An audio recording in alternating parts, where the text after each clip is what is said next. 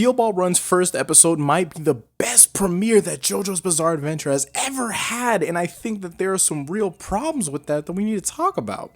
At 47 minutes, it's the longest single episode in the franchise's history, and I think it earns every minute. But David Pro had made choices. We have some cuts, rearrangements, removals, and some of these choices have a cost that we're not going to be feeling until much later.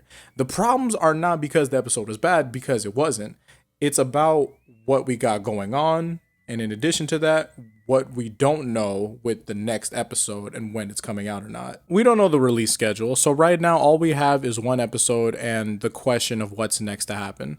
So I want to go through what made this episode work, what was changed, and what those changes actually mean for the story going forward, and where I think the line is between a smart adaptation choice and a loss. Now, the animation is some of the greatest work that David Pro has put out.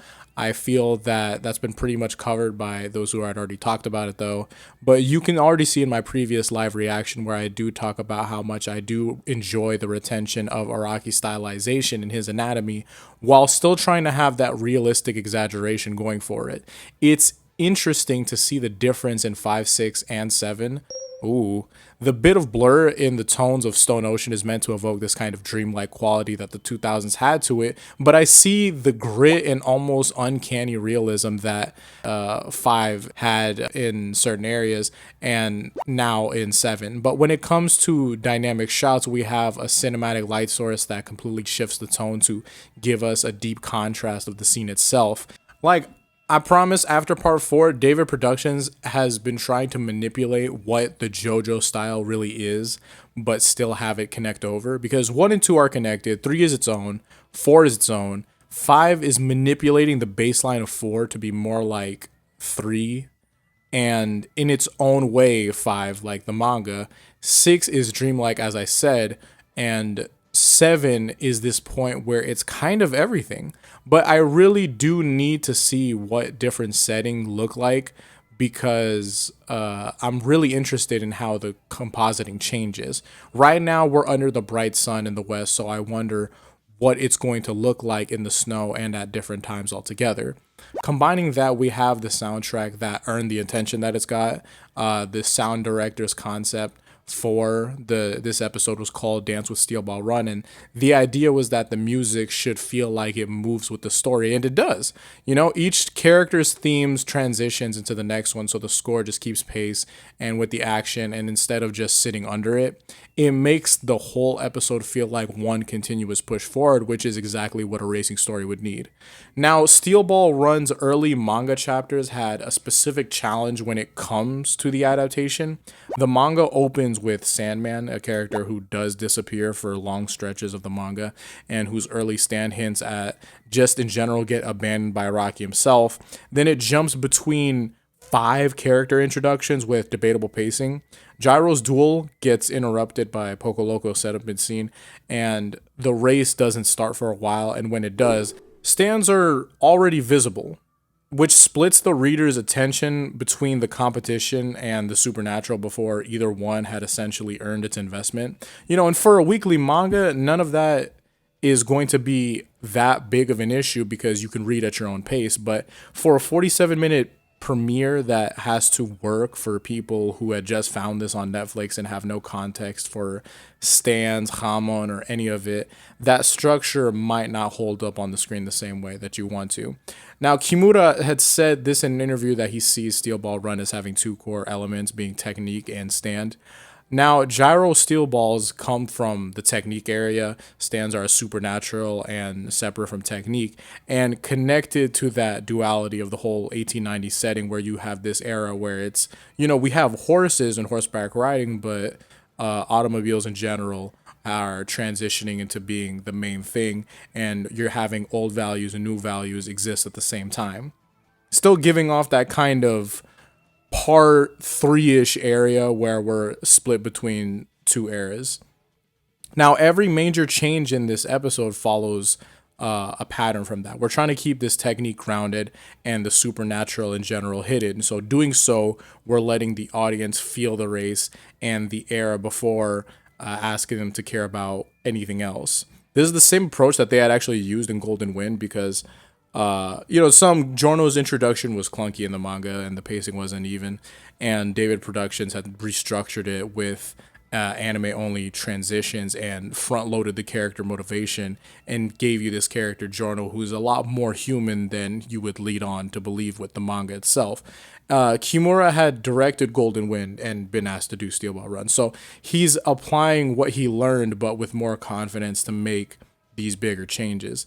Their pattern is protecting the emotional core and what the characters are, cut or move important like lore details, then trust that the audience will follow the characters before they completely understand the world. So some of the rearrangements are clear improvements for sure. You have a Stephen Steele crying at that happening after the conference instead of before it, which flows better. We have Gyro's introduction and the duel. They're able to play out fully without any interruption. Poco Loco gets introduced during the race. The races start instead of being thrown into the middle of Gyro's scene.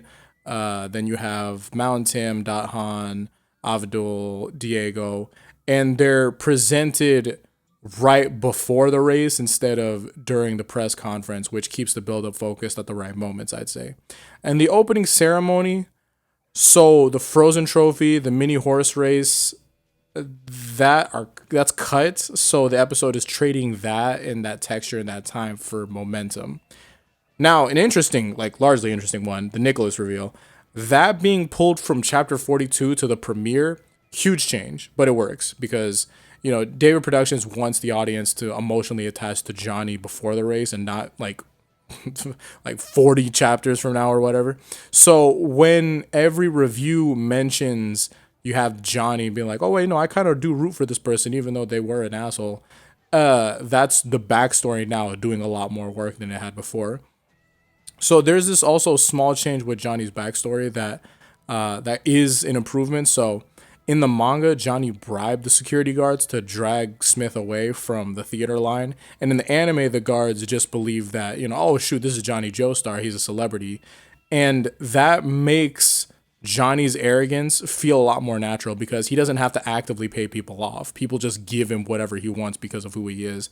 And that's a different type of entitled and honestly fits better with the version of Johnny who didn't realize how hollow his world was until it collapsed. That was one take, so I'm going to give myself credit and give myself a moment to glaze Poco Loco real quick. The world's his oyster, no Russian. He's on his one way bussin'. All these horses smelling musty. These other races can't touch me. These bogus races can't touch me. These fucking races can't touch me. Apply the pressure with the VVS. All right. Now, the episode also opens up with an original narration from Johnny about the whole 19th century Western frontier. And Kimura had consulted a professor for period accuracy. And the Manifest Destiny opening came out of that research. It realizes the story before a single character even shows up. Not setting up some other stuff. This is just 100% tone and what we're going for exactly in this episode. It's like a self-contained movie, if anything. We have Gyro watching Johnny trying to mount Slow Dancer, and that's moved from the race morning to the day before, which gives the scene more breathing room and adds the night before scene with Johnny still failing. That extra beat of persistence still matters. Stands being removed entirely. It most likely is a right call. No ghost arms from Sandman, no Heiya physically appearing. The race stays grounded, which connects to Kimura's technique-first approach. And then there are sensitivity cuts that are obviously correct. Steven talking the way that he was about the Asian people and French people, all that doesn't really need to be in the anime. That stuff doesn't exactly add anything to the story. And at that point, you could try to believe that, we're trying to texture Steele in a way. But at this point, no, it's not really grit. It's not really Steven's character. We all know that now, so cutting it is a pretty easy call. But I would say that not every cut is clean, right? So this is specific to me, and I haven't seen too many people talk about it for some reason, but Poco Loco's grandfather and the whole slavery thing, in the manga, Poco Loco's grandfather talks about his time during slavery and mentions Poco Loco's late father, and that context matters because Poco Loco is a black man in the 1890s America entering a cross-country horse race for 50 mil as the prize. And that weight means a lot of something different because when you consider where his family's coming from, it changes what the race is representing for him. Without it, he's a fun, lucky, oh, I'm just Poco Loco. But with it, his entry into this race has a specific kind of defiance to it, and I think that's important. And I think removing it kind of flattens a character way too much who already didn't get that much internal motivation beyond, hey, yeah, telling him, like, oh, hey, you're lucky. I can still get behind taking life at your own pace there, as it connects with having pace and what you do dictated for you. I'm just not sure that it's going to be one of those cuts that we see later. And this connects to another cut to an extent. The manga had Steven Steele explicitly say that, if you meet the age requirement being 16, like they're like, oh, anyone can participate in the race. You can be any sex, any race, any profession, whatever the heck. Now that line being gone means that the anime never directly states that, like, oh, okay, this race is just open to anybody. Now, for a story that's set in 1890, that distinction is going to matter, and saying it out loud in the 1890s does mean something.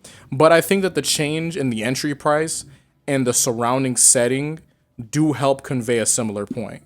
Another change, there's also when Johnny is trying to get on his horse with the people around him in the manga, mentioning that, hey, we want to try to stop this guy, but he's threatening to end himself if he's going to be stopped from getting on his horse. And this was removed. I think that we get to see that Johnny is determined at the cost of his life anyways, but removing that line, it feels like that could have been, a good combination, because he's dying trying, and if you try to stop him from trying, then he's dying.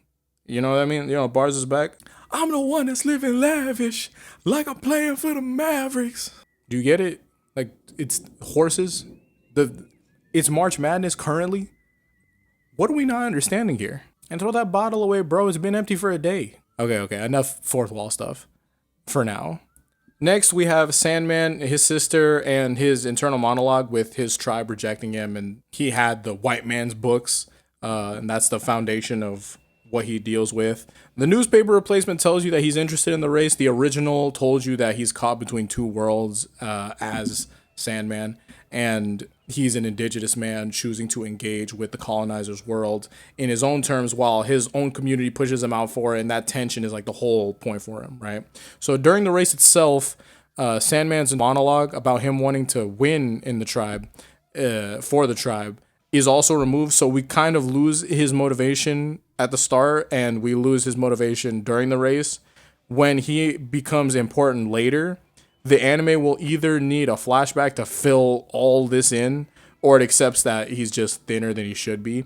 I do hope that it isn't the only episode where he's important. I do believe that it's good to know while still having the journey move on, then have a flashback be a pause in the middle of a fight, because sometimes that just gives off the feeling of, we didn't expect to do this until now. Feeling that you get from other anime who continuously just spam off-screen stuff and important moments, And as for the spins foreshadowing, Araki used Sandman's early scenes and Gyro's training wall, which showed the steel balls creating holes in the cliff face, to hint at the spin before Gyro ever even explains it. Removing that kind of means that spin is arriving with less buildup. I was gonna put like a preemptive ass statement. X-Words did tell me, I can't be scared to tell you. Yes, if you remove something, it's going to have less of the thing. It does have less of the buildup than it did originally, because you have two things and now the two things is one thing. All right, so I'm just gonna say it. All right, the anime is betting that Gyro's charisma in general carries the concept when it's fully introduced, and based on how people are responding to Gyro. And honestly, with that scene of where he's using the steel balls as the wind sail, I feel like it still gets that across, It's a bet, and they're putting a lot into that bet and betting on Gyro entirely, Not really a harsh statement, right? And the participation fee, the entry fee was changed from $1,200 to $150. And that salary change, like, 1,000 to 100, like, when I looked this up, $150 in 1890 is about $5,000 in today's money, right? That's real.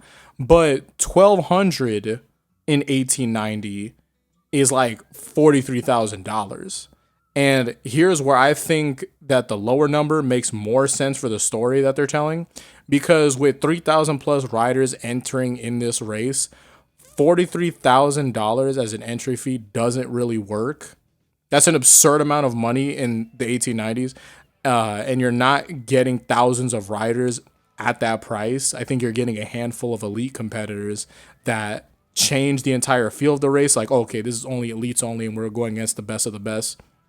But the steel ball run is supposed to be like chaotic, you know? It's supposed to have novices, it's supposed to come with other professionals, people racing on camels and in cars, trained jockeys, all that. And the lower fee makes that possible. It means that anyone desperate enough or ridiculous enough can enter.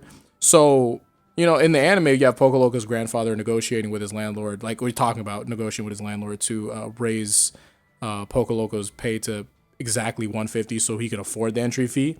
And that's intentional, you know? The fee is set at a level where a working man can scrape it together with good job. That's right for the price, and having 3,000 people. I think the trade-off is that the race feels less exclusive on paper, but it makes more sense for the sheer number of participants that the story needs. I think Poco Loco's stand also can show up later. Like the whole thing is on whether or not, is Poco Loco skilled or is Poco Loco carry. Nowadays it's like, okay, is Poco Loco skilled or is Poco Loco lucky? Anyways, we're going to have the chance to just see like, like this continuous question be asked, and not too much really changed up for that, so I'm not tripping about it.